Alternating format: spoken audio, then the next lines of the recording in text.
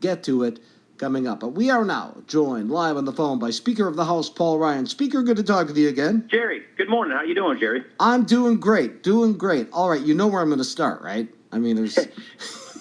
I have a guess, but go ahead. All right. I was joking before we brought you on. I don't know what's taking you so long to make a decision about Donald Trump. What with all the advice you're getting? I mean, it should be easy. I have in front of me Senator Jeff Sessions. Paul Ryan needs to support Donald Trump. Newsweek, why Paul Ryan should not endorse Donald Trump. Heck, the answer's got to be there, Mr. Speaker. What's taking you so long? Well, first of all, Principles are what matter the most to conservatives like myself, and the policies that come from those principles.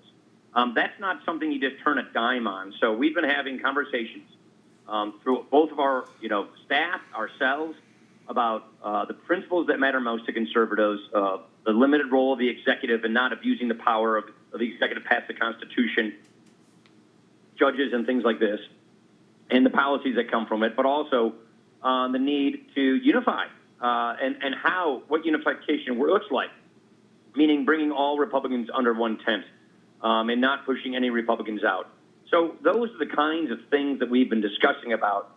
What does real party unification look like? And the best way I can describe party unification is standing on our commonly held principles and the policies that flow from those things, and including all Republicans in the tent and not excluding any Republicans, so that we can go out and win non-Republican voters, people who haven't been voting Republican, people who, maybe not had voted Republican in a couple of cycles because, as you know, Jerry, we haven't been winning presidential elections lately. Yeah. We actually have to go, not party, but we have to go out and win other people if we're going to win the Electoral College, if we're going to actually win the general election. Saying we're unified before we are is not real unification. It's pretend unification. And so it takes a little bit of time to get what I would describe really actually unified, so that we're at full strength in the fall, so that as a party at full strength, we can go out and win converts to conservatism, converts to the Republican Party, so we can actually win the election, because so much is at stake. We want to get it right. And that's basically my quick answer. Okay, let me put it to you this way. If you said tomorrow you were supporting Donald Trump, what would specifically look different about him or his candidacy from today that allowed you to do that? Well, I won't get into our personal conversations and the specific discussions we're having, but some of it gets into that, which is just the expectations of the kind of campaign going forward that is capable of winning. And so those are the kinds of conversations we've been having. And yes, there are policies that flow from the principles that we've been discussing, and we just want to make sure that our standard bearer, obviously agrees with these kinds of core principles like the Constitution that unify all kinds of Republicans and conservatives. So I'm just going to leave it at that. All right, last question on this topic, I promise, but I have to ask this. So you just said it's all about principle. In an interview last week that made its way into a Wall Street Journal article over the weekend, Mitt Romney, the man who wanted you as vice president, discussed how he's increasingly a voice in the wilderness as more and more Republicans support Mr. Trump. In that interview, Mitt Romney is quoted as saying this: as to his motivation, I wanted my grandkids to see that I simply could not ignore what Mr. Trump was saying and doing, which revealed a character and temperament unfit for the leader of the free world. For Mitt Romney, it's not about policy, it's not about principle, it's about Donald Trump, the man. As the man who would have been Mitt Romney's vice president, can you say whether you agree or disagree with that assessment? I'm not going to take that bait, Jerry. As you know, Mitt and I are very good friends. I don't want to get into this tit for tat on that. That's just not my job as Speaker of the House, to get into these personality conflicts or whatever. So I'm sure you wanted to talk about other things, didn't you? Yeah, I'll work on it. I promised that was the last one. With you. That's all right. And that is the last one. So let's get to interesting piece in the New York Times yesterday on Obamacare. As listeners may know, a federal judge ruled earlier this month that the Obama administration has been improperly funding an Obamacare subsidy program, basically spending money without the approval of Congress. There's a fascinating piece in the New York Times that talks about a secret meeting that took place. Financial managers piled into government vans, headed to the old executive office building for what would turn out to be a very unusual meeting. Upon arrival, the IRS, some of whom had officials some of whom had expressed doubts that the Obama administration had the proper authority to spend billions of dollars on a crucial element of its healthcare law, were ushered into a conference where basically, I won't read the whole thing, but it seems to indicate that the IRS knew, that the administration was told, you can't do this. That's right. So that is a deposition from a Ways and Means investigation that is ongoing about the Internal Revenue Service and Obamacare and how they are misapplying taxpayer money and going around the Constitution and violating what we call the Anti-Deficiency Act. That was a testimony from an IRS employee who was interviewed at the time. And so the point being is I took the administration to court. We won this latest court round, Judge Collier's case, which says, yes, the administration illegally moved money around Obamacare to basically subsidize insurance companies. They gave billions of dollars of taxpayer dollars to insurance companies to try and make Obamacare look better than it is, to try and make the premium increases not as high as they otherwise would be.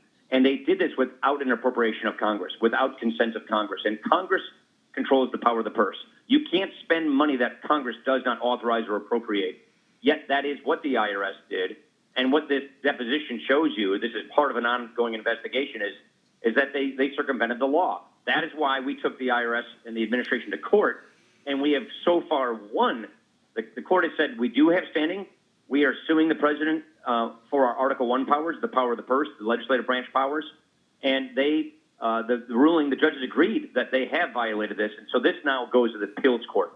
So this is, again, going back to your original questions about Trump, we believe that the executive branch has so far exceeded its authorities, and that means we're losing self-government. That means we're losing the principle of government by consent. Yeah. And so we in Congress, whether it's through investigations, whether it's through the power of the purse, whether it's through lawsuits at federal court, are doing everything we can to hold this administration accountable for trampling on the Constitution. It's a very important principle, and we want to make sure that going forward, every Republican, every conservative understands this issue so that we make sure that this never happens again, so that we make sure that the Constitution is respected, so that we maintain one of the critical principles of conservatism, which is self-determination, self-government.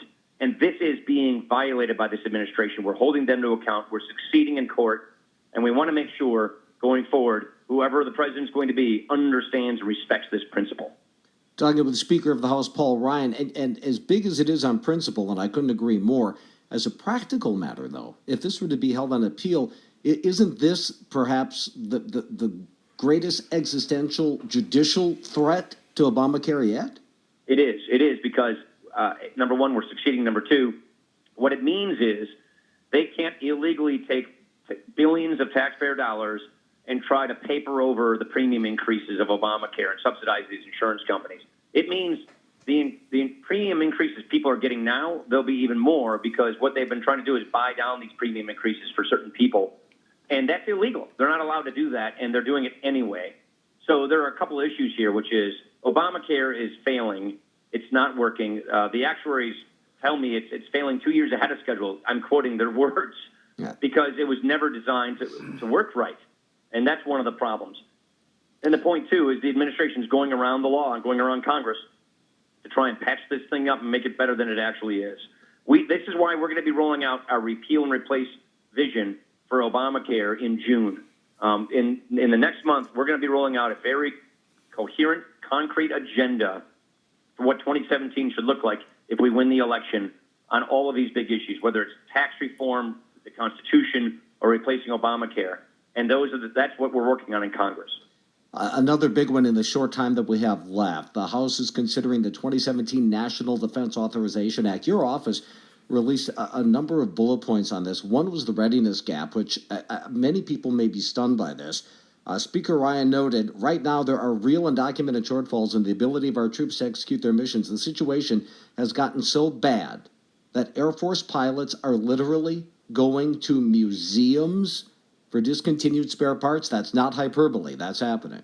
That's actually happening. They're going to the boneyard in Arizona to get spare parts off planes that are mothballed. So we're trying to bring awareness to this. The administration, it does not have the same vision we have with national security and defense. Again, we're going to lay out exactly what we think we need to do to rebuild our military and to give our men and women in uniform the equipment they need and the standards that we expect. That is the bill we just passed. It's also going to be part of our national security strategy that we're going to be rolling out in June, because we really do believe that we are on the cusp of a dilemma here in this country, and we want to give the country a very clear and meaningful choice. So those kinds of things are what we're discussing with our presumptive nominee, because we want to make sure that we give the country this choice. We want to run on these issues and earn ourselves the mandate to make this right, restore the Constitution, rebuild our military, replace Obamacare with patient-centered health care. You know, it's funny, the conversation we're having is basically the kind of conversation we're having as Republicans between the Trump camp and Congress and everybody in between, to make sure that we offer the country a really clear and compelling choice so we can earn ourselves a mandate. And that takes a little bit of time. Final question, in a big picture, all of these things and a lot of other national security issues in general, I think national security really should be the big issue this fall. Do you think it is? I think it is. I think it is the big issue this fall. I think there are other ones as well, like literally limited government, the Constitution, and the economy. But that's why it is one of our primary issues that we're going to be running on and talking about. It is going to be something that we're going to be laying out in June. We will offer a national security strategy, which also means securing the border, just the military, but it's also securing our homeland and securing the border, and what it's going to take to do those things. And that's among the agenda items that we're going to be releasing in June, to say, here, America, is what we need to do to get our country back on track. Give us a government, a president, and a Congress that can do this, and then this is our agenda for 2017. That is basically what we're going to be offering, because we think that's the kind of clarifying election we have to have. Speaker of the House, Paul Ryan, thanks for joining us. You bet, Jerry. Take care. Yeah.